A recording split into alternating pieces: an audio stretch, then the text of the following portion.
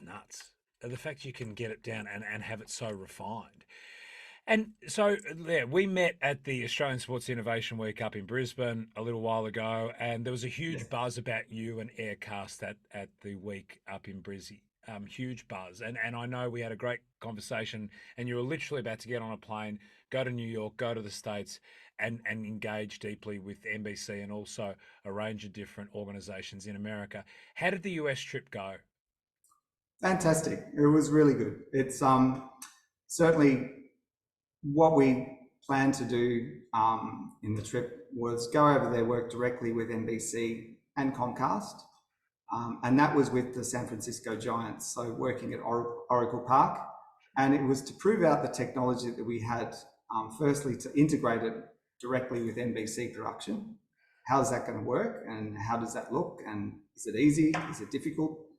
But also to deliver directly in venue on ultra low latency, but also into the cloud. Okay, is this something that we can use for fans at home?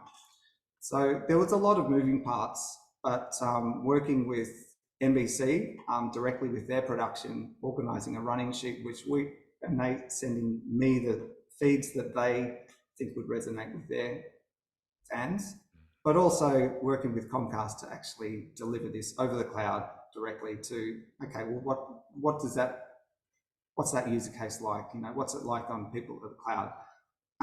It was a really successful POC, and we're working now with Comcast Labs and NBC further to refine the technology.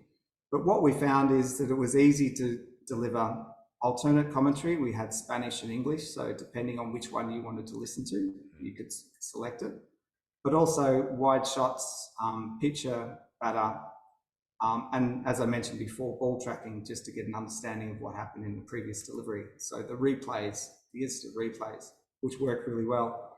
For fans at home, it was still really, really fast. What we didn't realize that the actual broadcast was 45 seconds below real time. So everybody that were in the testing group were actually watching this between 2 and 2.5 seconds directly after it actually happened. So there's a little bit of work to do to work out, you know, how do we, yeah, so obviously that is really, you know, that's valuable for certainly for broadcasters, Yeah. but also so for wagering and prop bets and things like that to have really, you know, fast access. So they're the sort of conversations that came up from the test, which is fantastic. Poor old linear TV's creaking with rust, isn't it? The old 1950s technology can't keep up. I love it though, because I mean, it's the future of sport. It's the future of entertainment. It's the future of news, of information, what you are doing. I mean, it's just so cool that you're at the front end of all this. Like, you must be stoked. And